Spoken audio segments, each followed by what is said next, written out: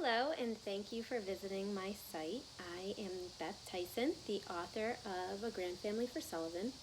This is a book that I recently published on Amazon.com, and it's also available on my website, www.bethtyson.com.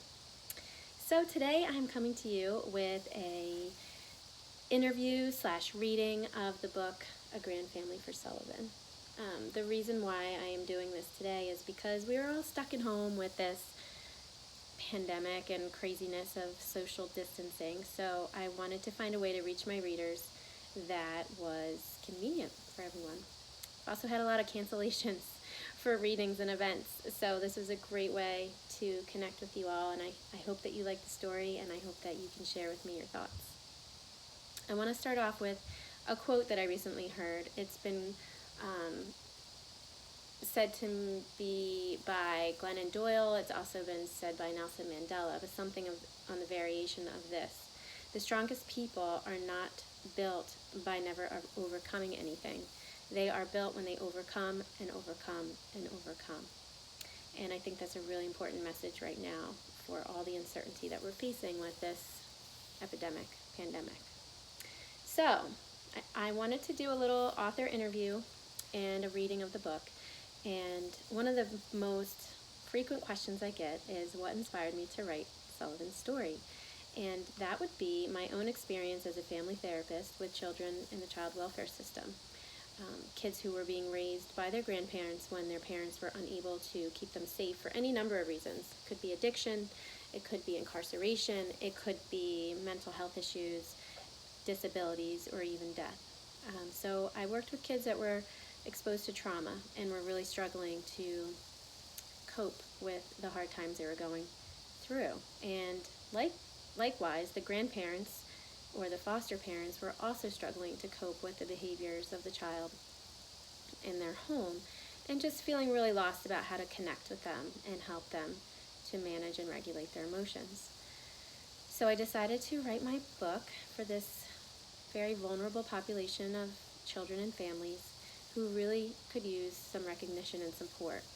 Grandfamilies, as I call them, grandfamilies. Some people call them kinship families. Some people call them grandparents raising grandchildren or relatives raising family members.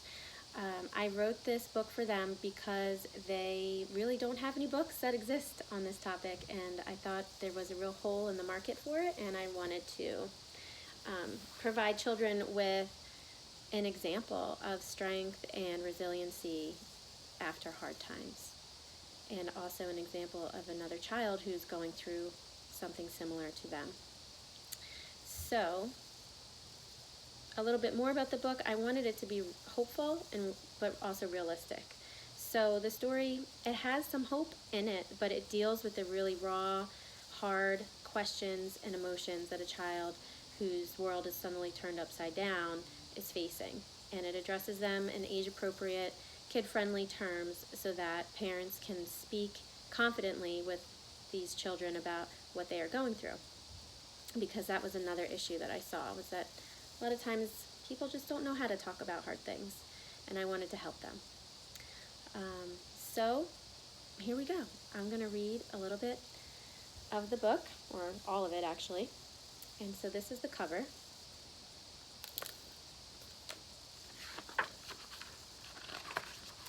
The book is dedicated to all the children suffering with ambiguous loss, and also dedicated to my daughter and my husband for their support in making the book come true.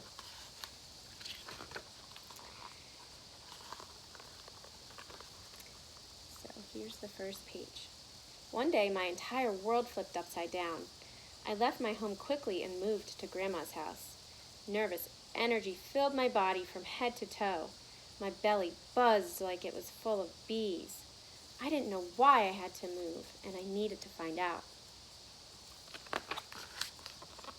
I sat with Grandma, who was munching on leaves. "Hello, Sullivan. I have plenty of leaves for you," she said. I didn't want leaves. I wanted answers. My heart fluttered like a hummingbird. Before I could find the courage to ask any questions, Grandma said, "After lunch, let's walk to the park. Maybe we will bump into friends." I didn't want to see friends. I wanted answers. With the bees still buzzing in my belly, I left my leaves and grumbled down the path. When we arrived at the park, I saw a dad catching his son at the bottom of a slide. I froze. I wished my papa was catching me at the bottom of that slide. Go and play with the kids, said Grandma. I need to rest for a moment. No, I don't want to, I growled. I could feel my face getting hot. Sullivan, you might have fun. Give it a try. No, don't tell me what to do, I yelled. I folded my arms and kicked my heels in the dirt. Grandma's smile turned to a frown. I thought she would growl back at me. Instead, she said quietly, I will give you some time. She rested on a bench, took a deep breath, and kept her eyes on me. While I kicked my feet, a kid a little older than me walked over. Hi, I'm Annie. I overheard you growling at your grandma. You seem angry. What's wrong? She asked. I don't want to talk about it. You won't understand. I stared at the ground. You might be surprised. I used to growl at my grandma too. I looked up at Annie curiously.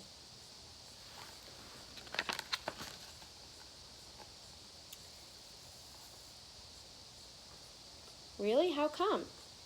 I moved to my grandma's house last summer, said Annie. At first, I worried all the time. My tummy ached. When I felt scared, I growled at my grandma. Then a friend showed me a way to calm down and feel better. Come, I can show you. Reluctantly, I found a patch of grass next to Annie and laid down. The warm earth felt like a hug. Do you see any shapes in the clouds? She asked. I think that cloud kind of looks like a cupcake. It does. Yummalicious, said Annie. And that one, it looks like a ship sailing the seas. Annie took a deep breath in and slowly let it out. When I feel afraid, I look up to watch the clouds. Why do you do that? I asked. I pretend my feelings are like clouds, coming and going, never staying very long. Here, try, pick a cloud. When a scary feeling visits, imagine your cloud is carrying it. Tell yourself, it's okay to be afraid. We all get scared sometimes. Then watch as the cloud and your scary feeling gently float away. We laid in the grass, not talking, watching the clouds come and go. In the quiet, I worried about home again. I shivered like a dog in a thunderstorm. Just then, I spotted a cloud shaped like a butterfly. I imagined my fear floating on its wings. I watched the cloud flutter away with my uncomfortable feeling. The shivering in my body stopped. Annie, it worked. I can't believe it. I am so proud of you, Sullivan. It took a lot of courage to try. We took turns pointing out shapes in the clouds and watching our feelings float by. After a while, Grandma came to find us. It's time to go, she said. We'll see Annie again soon. Bye, Annie. Thanks for your help. On the way home, I thought about Mama and Papa again. I told myself, it's okay to be afraid. Let feelings come and go. And with that, the bees in my belly buzzed a little less. I finally felt brave enough to talk to Grandma. Why do I have to live with you? I asked. Did I do something wrong?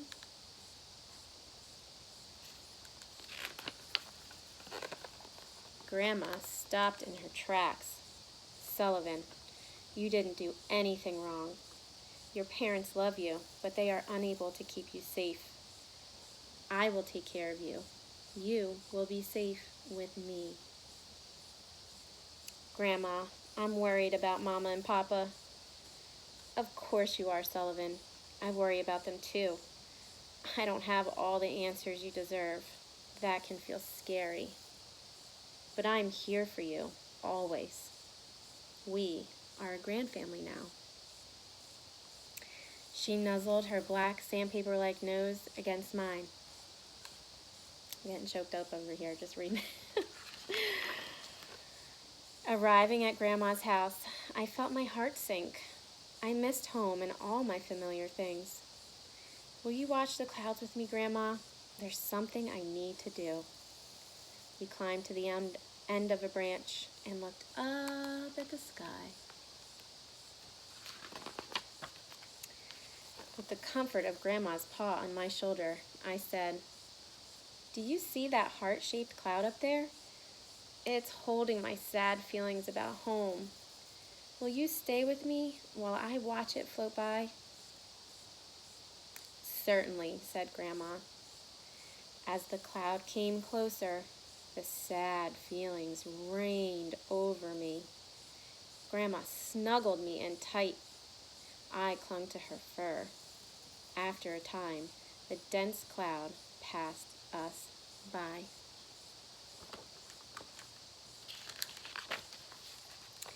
We let go of each other, and I noticed that my body felt different. The bees in my belly stopped buzzing. The hummingbird's wings were resting. The shivering dog now sat still. Grandma turned to me and said, "Sullivan, you are a very brave kid." My heart warmed with a hopeful feeling. With you by my side and the clouds above me, I know we will get through anything, Grandma. We are a grandfamily now. The end. And I want to share a little bit of extra information with you. So in the back of the book, there are a list of other people, very well-known people, who were also raised by their grandparents, at least in part, if not completely. So we have Barack Obama, Oprah Winfrey, Bill Clinton, 50 Cent, Kelly Pickler, Maya Angelou, Jack Nicholson, and Jamie Foxx, just to name a few. So if you are being raised by your grandparents, you are not alone. You are in the company of many high-achieving people who have overcome the situation they are in.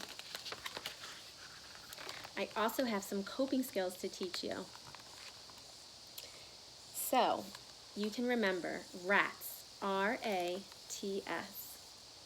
It stands for remember, remember.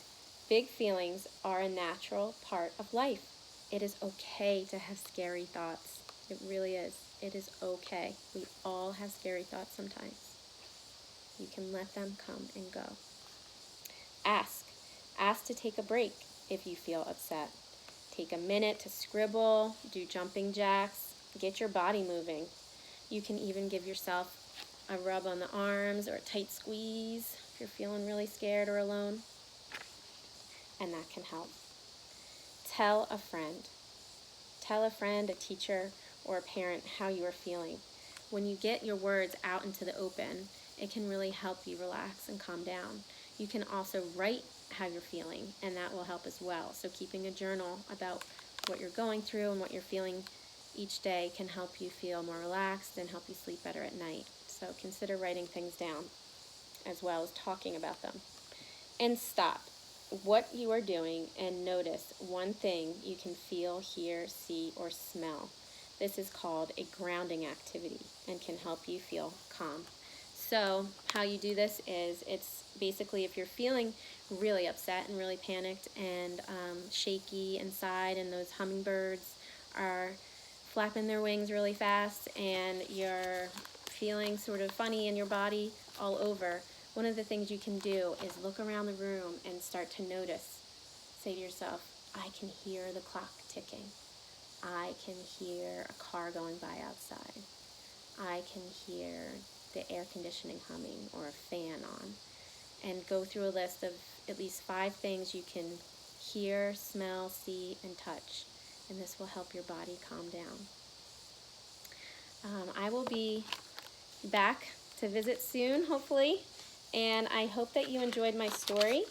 If you are an adult who's watching this, in the back of the book I have 2 pages of very small type with guidance and support and resources for grandparents who are raising their grandchildren, on ways to connect with children, on PTSD, post-traumatic stress disorder, and different organizations that you can connect with for extra help and support. I wish you all well during this very uncertain time in our world. I look forward to connecting with you. And I really thank you for taking the time to sit here and hear my story. I'm not used to doing this. This is the first book I've ever written, and so I'm really proud of it. And if you have any questions or need some extra mental health support, please visit my website, www.bethtyson.com. I'm here to answer any questions you might have. Thank you.